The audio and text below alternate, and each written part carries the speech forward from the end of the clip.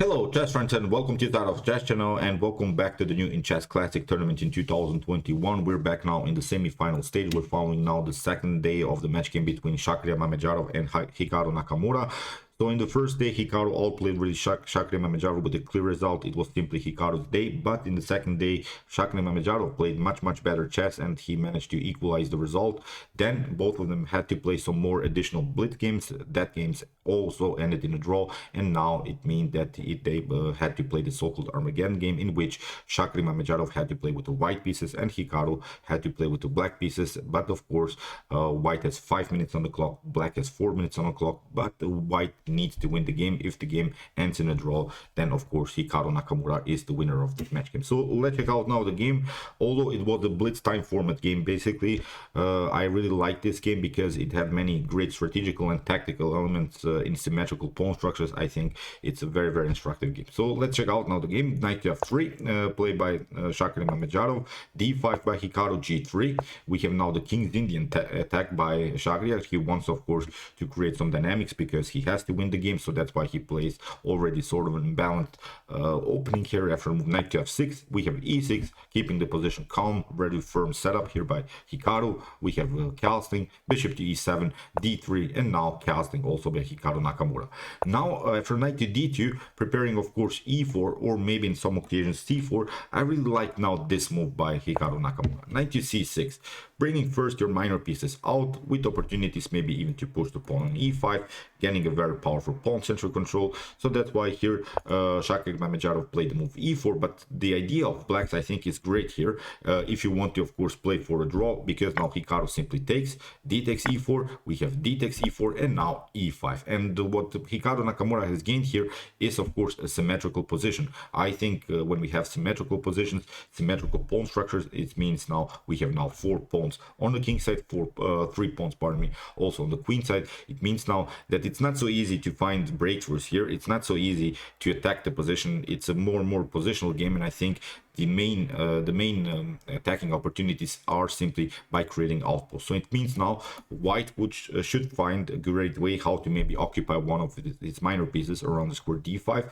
On the other hand, black is trying also to get a very powerful centralized knight maybe on d4. So that's why these are the clear targets. Maybe also the f4 and f5 square. So these are some targets in the continuation of the game. That's why here Mamedyarov takes already d4 square, plays simply c3, never allowing black to occupy the d4. So here we have bishop to e6, and it's of course a risky choice, but the knight to g5 doesn't bring you so much immediately. We can still retreat with the bishop. I think you didn't gain so much. Bishop to g4 could be an opportunity, at least provoking some weaknesses, provoking some f3 moves, and then maybe to retreat again to c8. So that's why here Shagriar tried queen to e2. We have now a5, which is a normal idea in these types of structures, because what you're not allowing here are some ideas of knight to c4 and then maybe to play the move a4. Then the knight could be there forever. So that's why if knight to c4 happens, then we could play here from black's perspective the move a4 ourselves, and then maybe the knight could be kicked away maybe with some b5 ideas and similar ideas. So as I said, it's very important now to block potential pawn breakthroughs. If someone gets maybe very nice space advantage on one side of the board, then the other player could be in trouble. Now, rook to d1, here maybe knight to c4 immediately could be again a possibility. I'm always searching for this path. Knight to e3, of course you have to first somehow protect your e4 pawn, but this is the path that we're searching for. Knight to c4, knight to e3 somehow, and maybe knight to d5 or knight to f5. These are these opportunities that we're searching in the position. But okay, here rook to d1 was played, and now Hikaru plays queen to c8. He gets simply out of the range of the rook because maybe there are some discovered attack possibilities with knight to c4, if of course we first maybe somehow connect the rook with bishop to g5. So there are maybe some opportunities to develop the minor pieces, but as I said, you want to simply get out of the range of the rook. Queen to c8, maybe not the best top engine move, but it's I think a great choice here by Hikaru. And not that you're only getting out of the range, you can also maybe try some ideas of bishop to h3, simply trading off your light square bishops, and then again more simplify the game, because as we said, black simply needs to draw. Knight to c4 happens now. We have bishop to g4 here by Hikaru, and now knight to e3, attacking the bishop. Really interesting here idea by Shakir Mamedyarov, and I really again like now the next move by Hikaru Nakamura, bishop to c5, and maybe it was simply now time to take out this bishop, going into maybe bishop versus knight middle game. With the bishop here, I think white could have some great attacking opportunities, but again, I'm pointing out the pawn structure is symmetrical, and bishops love asymmetrical positions. Bishops love when the pawns are all over the board. Now, even if you take the best way here is simply to play with the queen takes g4 is simply the best. Knight to g4 is not an opportunity because it leads now into some dangerous tactics after bishop to h3. I'm not sure if Hikaru calculated this tactics. Probably he did. He's a great tactician. After remove bishop to h3, here maybe bishop to f2 could be an opportunity, but now queen to f2 is actually a possibility, because it seems so. Knight to f2, you see the rook is hanging on d1, but actually we can take bishop takes c8. You can take out the rook, but we can take out this pawn, and we'll grab simply one of these pieces. And the problem is again that with the move maybe bishop to g5 or bishop to d2, the knight doesn't have good squares to escape. So I think there is a way here to trap simply the knight. So then black could be in serious black could be really in serious trouble. So as said, after the move here bishop to c5, here Shakir Mamedyarov tried knight to d5, and I think after this move the game becomes really good here for Hikaru Nakamura. He forces now some great moves. He plays now the move knight to e8. The idea is clear. We want to block the d file. The d file is the main strength of white. As we said, white has the powerful control of the d file. So at least what we can do, maybe we cannot compete on the d file, but we can block out the d file with bishop to d6 or maybe with knight to d6. So that's why knight to e8 perfectly fine. Bishop to e3 here by Shakir, and we have now bishop to d6. So you see Hikaru Nakamura has solved now the positional problems. Now comes queen to c4, and now Hikaru Nakamura goes king to h8, gets all of some potential tactics. Maybe he's also trying to play the move f5, then to open the f file somehow with the bishop's activity, also attack the knight on f3. But king to h8 again, maybe not the best top engine move, but it's simple idea. I think it's a great idea, because a slightly better idea would be the move knight to e7, challenging immediately the centralized knight. Then after maybe something like knight to d2 we can simply take. And the problem is now I think you have to take out with the queen. If you don't take with the queen, for instance, if you take out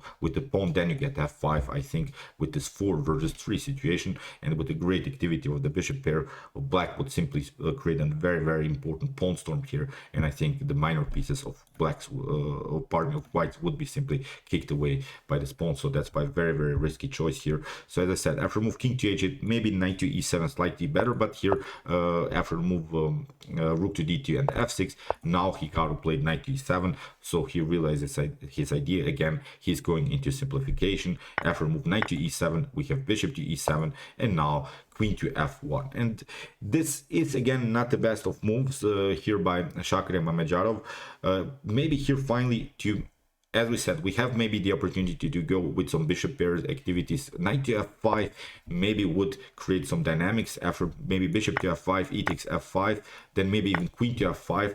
I think the bishop pair is simply great, because we can take out now the pawn. Of course, Hikaru doesn't have to react. Hikaru can play maybe c6, fixing the position, doesn't have to take. But I think the pawn structure in this particular continuation is more asymmetrical. You can still take over here on the d file. I think with the queen on c4, with the very active queen, with the bishop pair here on this long diagonals, I think white could have a pleasant game. Although the evaluation here of the computer is simply 0.0, but that's not the point. This is split chess. I think Shakir Mamedyarov would find a great way how to maybe create some further dynamics. So queen to f1, really passive move, and from this point on Hikaru is simply taking over. You didn't take your chance. Now it's time to suffer. Here in the continuation, here Hikaru activates first his minor pieces. We have knight to d6, bishop to e6. Still you see now both of these pieces of white are simply stuck to the defense of the h3. It's not so good. You cannot move the bishop, you lose the pawn. You cannot move the queen, you lose the pawn. So something went wrong here for Shakir. He tried now the move b3, because the serious threat, the serious positional threat here was the move knight to c4 in the continuation b3, and now you see how important it was to create spaces in the beginning. Now Hikaru plays a great move a4. paralyzes basically the whole position of white. It's a much better position for black. Here you have to play rook to b1 because you have lost your rook connection. Your rooks are not connected, so there are always some tactical threats maybe here on the a file. So in the continuation here, Hikaru simply takes 8 takes b3. We have now 8 takes b3, and now basically from this point on the game is over because Hikaru finds a great move, g5, simply attacking the knight. The knight has to move, and now we have now knight to e4, but also it comes with the attack, so no discoveries here are possible with some knight takes e5 followed with bishop to e4, because first of course we're taking the rook, and as I said, from this point on it's a much better position of course for black. Black is up a whole pawn. Black is still the centralized pawn storm. f5 is now an opportunity. Maybe we should support of course our e5 pawn, but then with these 3 pawns it's simply a bad position for Shakira. Here rook to c2, getting out of the range, knight to d6. So it's like Hikaru saying, okay, I've grabbed a pawn, now it's again time to regroup, getting new squares on the board for my minor pieces. We have now rook to c1, knight to f5. You see how Hikaru improves simply the position, and here rook to d8. Finally Hikaru takes over now on the d file. It's a much better position also now on the d file here for black. Rook to e1, we have bishop to c5. Every piece now, every move that Hikaru is making is simply improvement of the piece. Here bishop to c5, rook to a2. You see every move is really an improvement. As we said, we have rook to e2. Now white pieces are really passive, so again I'm pointing out the queen and bishop are protecting this, the rook and the knight are protecting this, so it's a little bit overloaded position here for Shakira Mamedyarov. We have rook to a6, we have knight to g5. Here a desperate try to simply create further dynamics. Hikaru simply takes f takes g5, bishop to g5, and now bishop to e7. Okay, you have sacrificed something, now it's time to again to simplify the game. Here bishop to e7, knight to e7, rook to e5. Okay, here knight to g6. Again Hikaru plays a simple threat. The rook has to retreat, rook to b5, and now rook to b6. Again Hikaru simply wants to trade off more pieces. Rook to h5, bishop to g8, and now c4. We have queen to e6, and now rook to e1, rook to f6, rook to e3. Here Shakira Mamedyarov is trying of course to get some activities on the f and h file, include maybe somehow the queen into the game, maybe if the position allows it also the bishop into the game, maybe bishop to e4 then followed with bishop takes g6. Maybe there are some tactics because we have still some great attacking possibilities on the h file, but here again Hikaru plays a normal move, rook to d6. He wants now simply to maybe kick away further the queen, occupying the d file. It's a normal idea. Here we have bishop to e4, rook to e6, and now queen to e2, rook to d6, rook to f5, attacking the queen, queen to g7. Very important move because you have to protect your dark horse. I think you see with the trade of dark horse bishop, there are always maybe some threats of some dangerous checks here on dark horse. So queen to g7 is perfectly fine. Although, as I said, in many moves there are maybe some computer lines there that they are suggesting better moves. But as I said, you see how Hikaru Nakamura, as the title says, plays really a cool and calm game. He played now really first on this improvements of positional minor pieces, defending first, and then of course when we maybe trade off more pieces, then it's of course a completely winning game with up a whole piece. So here queen to f3, we have now c6, again calm move, fixing the position, h4, knight to e5, attacking the queen, and here Shakira Mamedyarov tried some tactics, queen to e5, bishop to h7, another problem. Again Hikaru simply protects his dark horse. We have bishop to f5, bishop to f7, rook to e4, and now rook to d4, trying again to trade off the rooks. Rook to f8, we have h5. Here bishop takes c4, great move here. Shakira Mamedyarov tried to defend this bishop, and again new trades of pieces you cannot take. There are of course some tactics on the f file. So here queen to g3, and now bishop takes f5. Here g takes f5, and now queen to h4. You see how Hikaru found a great way how to simplify the position, and in this position Shakira Mamedyarov resigned of course down a whole rook. So that means that Hikaru Nakamura is now in the super final, where he'll face the world champion Magnus Carlsen. We couldn't wish, I think, a better super final. This will be very intense. If you know their history, they have played always some immortal battles. I'm really looking forward to watch Hikaru playing against Magnus Carlsen, who is better will win this tournament, of course, but I think it will be not easy for the world champion, because Hikaru, you see how he played. For instance, this game in the first day he played outstanding chess, but something went wrong here for him today. But as I said, it will be a very, very cool super event for us to watch now in the next couple of days. So okay, I hope that you enjoyed this game. I really enjoyed it a lot. Interesting ideas of symmetrical positions. If you want to see more games from this tournament, check out my other covered games so far. Here are some links of some great games that we have analyzed before. And if you want to see maybe the best chess games of all times, check out my best chess games of all time series with some great games from the past. And if you like this content, don't forget to subscribe to my channel. See you soon with some more videos, and chess is the best, of course.